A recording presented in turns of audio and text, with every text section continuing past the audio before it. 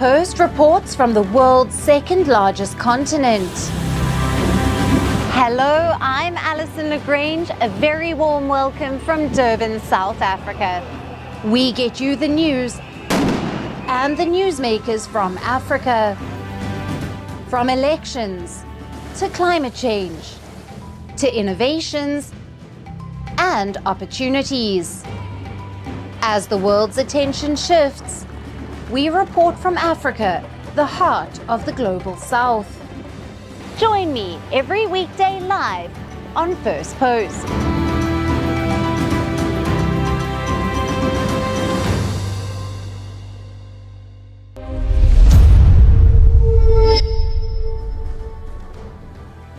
Hello and welcome to Firstpost Africa, where we get you the top stories from the continent and from across the world. I'm Alyson Grange, coming to you live from Durban, South Africa. First, let's take a look at the headlines.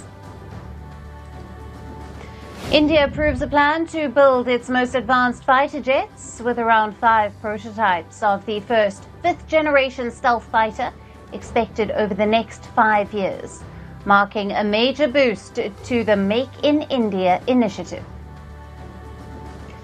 UK police rule out terrorism in the car ramming incident at Liverpool's Premier League title parade on Monday evening, which injured dozens. A 53-year-old British man has been arrested as authorities investigate the motive. Iraq's federal government sues the autonomous Kurdistan region over gas contracts signed with 2 US companies, escalating the long-standing tensions over oil and energy exports. Ghana temporarily shuts down its embassy in Washington, D.C. following a major corruption scandal involving visa fraud and unauthorized payments uncovered by a special audit. And Nepalese Sherpa Kamirita, also known as the Everest Man, scales Mount Everest for the 31st time, breaking his own record for the most climbs of the world's tallest peak.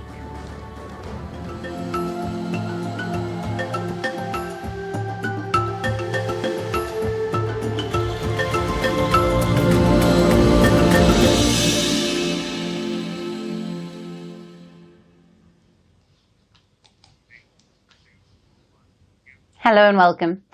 We begin with Uganda, which is now in a diplomatic standoff with Germany. Uganda's army has announced the suspension of all military ties with Germany. The East African nation has accused Berlin's ambassador, Matthias Schauer, of engaging in subversive activities and being wholly unqualified to serve in Uganda. Now, Schauer has been Germany's ambassador to Uganda since 2020. However, Uganda has not provided evidence to support its claims. Now, Germany has called the accusations absurd and without any merit. The move marks a sharp diplomatic rift between the two countries. This unusual attack on the German ambassador followed his reported criticism of Uganda's army chief, General Muhoozi Kainerugaba, and the son of longtime President Yoweri Museveni. As per reports, Museveni's brother, General Salim Saleh, held a private meeting with EU diplomats last week, where the German ambassador expressed concerns over Kainerugaba's controversial tweets and their reputational damage to Uganda. Now, General Kainerugaba is known as Uganda's controversial king. He has made bizarre public statements, from threatening to invade Kenya to declaring love for American pop star Beyoncé. Recently, he threatened to behead Uganda's main opposition leader, Bobi Wine. Now, he also boasted about torturing Wine's bodyguard while in detention. Human rights groups have long accused the Ugandan government of cracking down on opposition, especially ahead of elections. Critics say the country is now ruled by a family dynasty. The army chief, however, denies that the German ambassador's comments triggered the suspension of military ties. In a post on X, he said that the decision has nothing to do with the great German people, whom he claims to admire a lot. but he added that he found the ambassador wholly unqualified to be in Uganda. The Ugandan military says the decision was based on credible intelligence reports alleging that the German ambassador was involved in subversive activities. They say the suspension will stay in place until the matter is fully resolved, including alleged ties to the pseudo-political military forces operating against the government. The full extent of military cooperation between Uganda and Germany is not specified. German officials say bilateral trade between the two countries was worth around $335 million last year.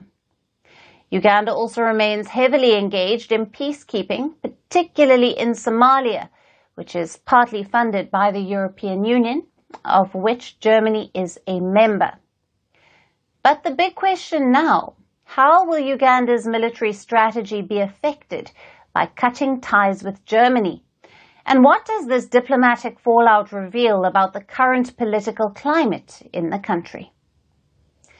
Now, to discuss further, we have with us Dr. John Sunday Ojo, postdoctoral research fellow at the Institute of Security and Global Affairs at Leiden University, who is joining us live from the Netherlands. Thank you for being with us. Thank you for having me. Now, what are the likely implications of Uganda's decision to sever military ties with Germany on regional security cooperation and also military training programs? Yeah, if we look at the bilateral relationship between Uganda and Germany, we may consider that Germany has been offering capacity building and military training to the Uganda People's Defense Forces. And also, Uganda also plays a pivotal role in regional peacekeeping efforts, especially its role is also acknowledged in the African Union transition mission in Somalia, which was partly funded by European Union and including Germany. So this may have a kind of a disruption between, especially as it regards to this security architecture between the two countries. And also, looking at the training of Ugandan military forces, the standoff may also impact the counter-terrorism efforts.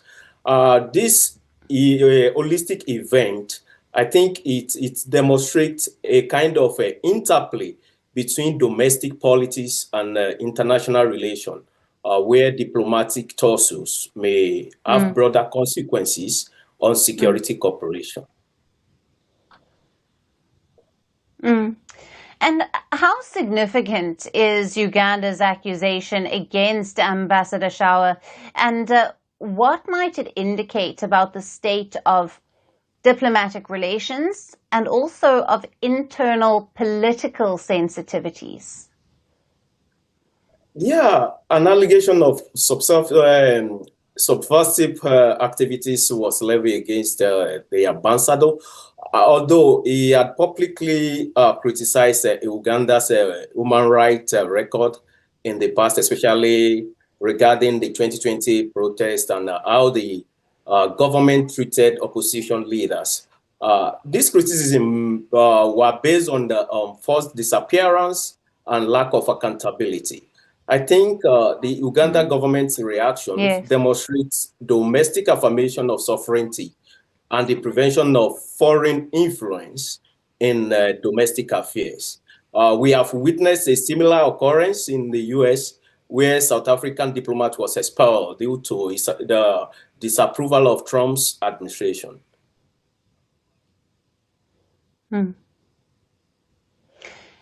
And Doctor, in your view, could this move reflect a broader shift in Uganda's foreign policy or alliances? And how might it affect its relationships with other Western partners or international donors? Yeah, Uganda may consider partnering with other countries that are not too critical of its internal governance. This may provide enabling environment for realignment with non-Western powers, such as Russia, Turkey, China, and Gulf states, which may provide infrastructure and arms with fewer political conditionalities. This signals a profound decline in Western influence and dominance in Africa.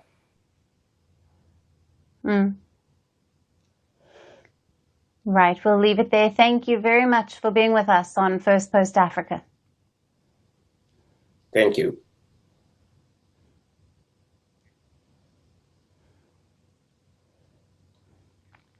And shifting our focus to the Western Sahara dispute in North Africa, Morocco has scored a diplomatic victory after Kenya backtracked on its previous decision to recognize Western Sahara and formally threw its weight behind Rabat's claim over the region.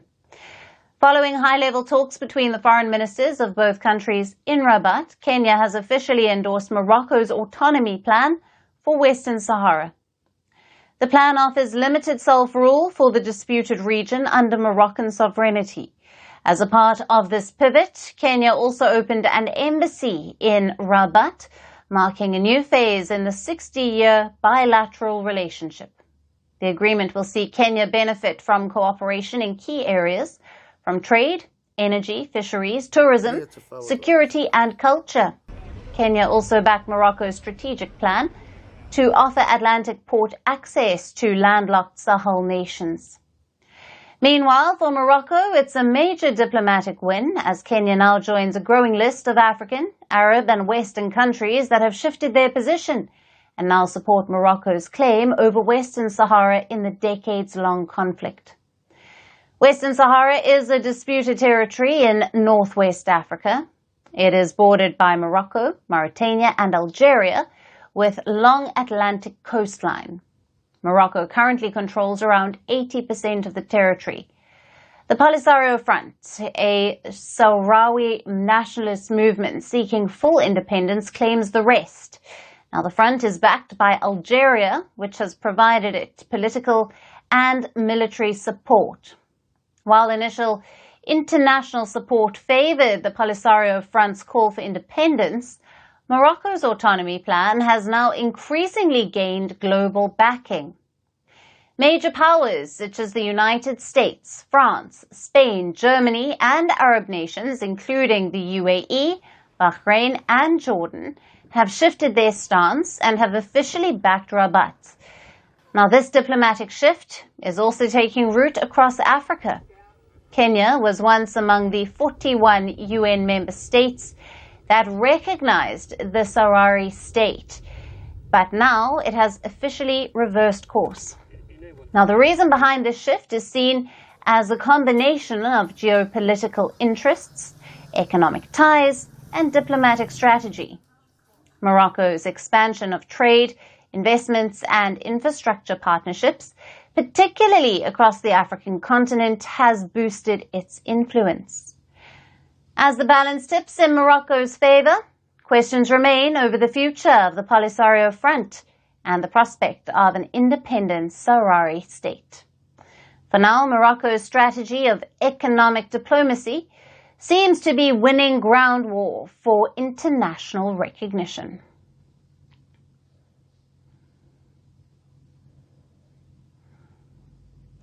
And shifting focus now to the DR Congo, where former President Joseph Kabila returned to the country for the first time in 2 years. He arrived in rebel-held Goma in the east of the conflict-torn country, ending his political exile. Joseph Kabila's return opens a new chapter in DR Congo's current political and security crisis.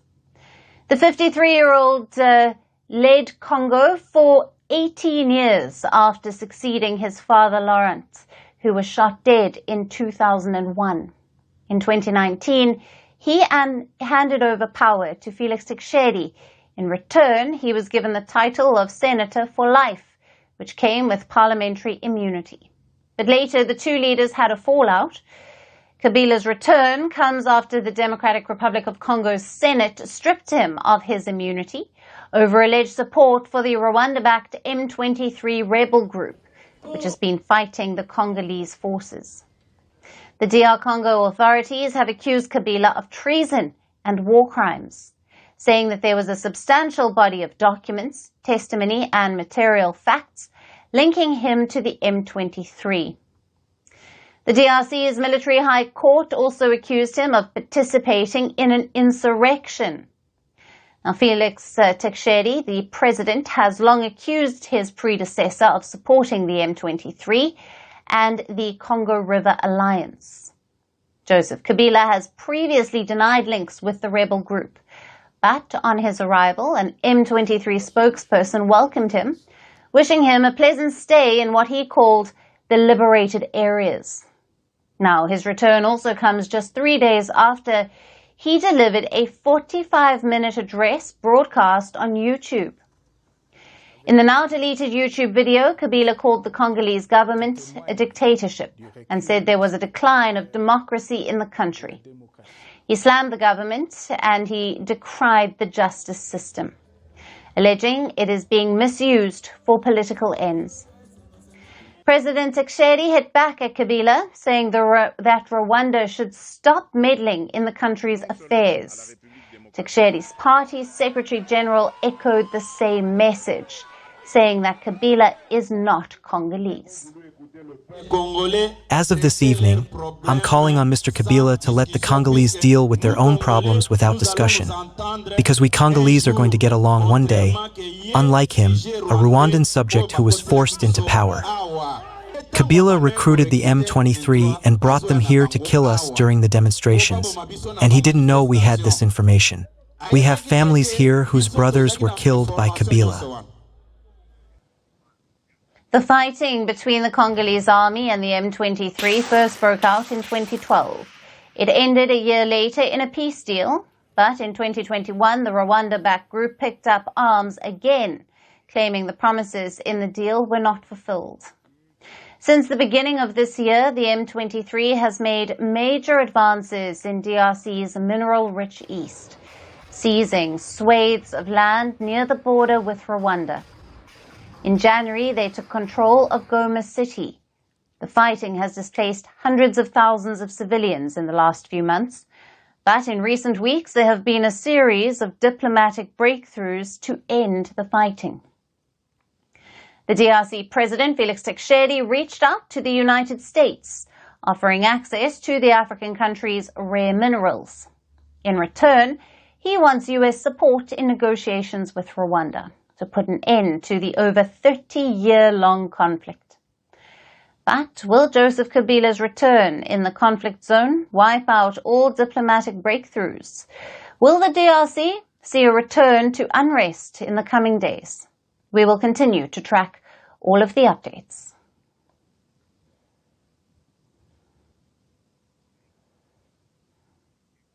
And for our final story, we shift our focus to the West African nation of Mali, currently locked in a high-stakes conflict with Canadian mining giant Barrick Gold.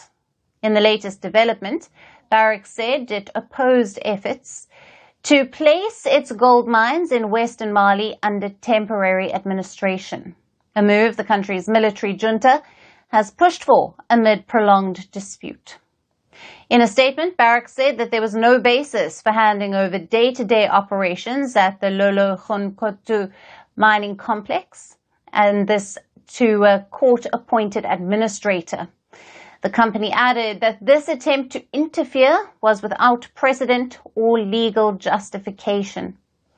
Now, Barrick Gold and Mali have been locked in a 2-year dispute over the Lolo-Khonkoto mining complex, which is one of the world's largest gold deposits, where Barrick holds an 80% stake and the Malian state owns the remainder.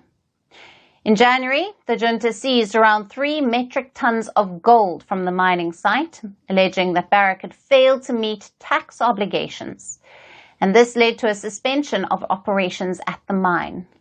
Last month, the junta also ordered the closure of Barrick's offices in the capital of Bamako, further escalating the dispute.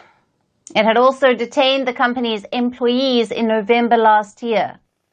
In May, the junta asked Bamako's commercial court to place the mine under provisional administration, and this was a decision that has now been postponed until the 2nd of June.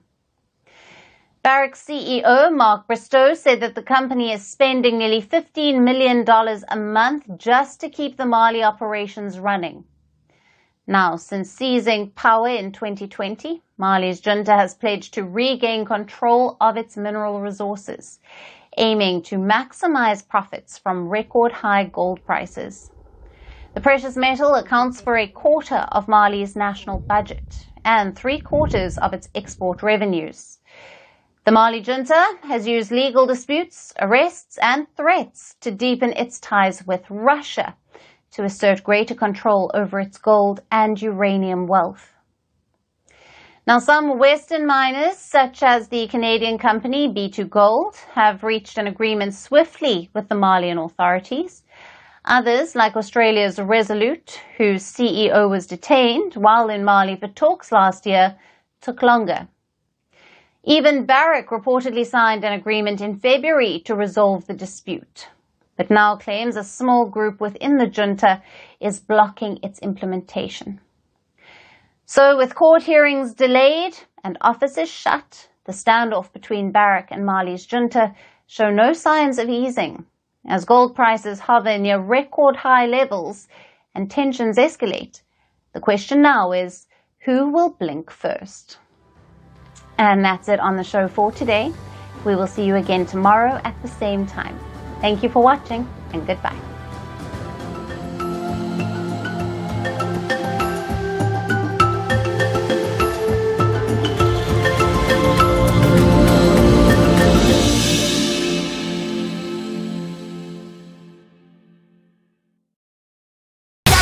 It's over! He's done it again! Unbelievable! Oh, straight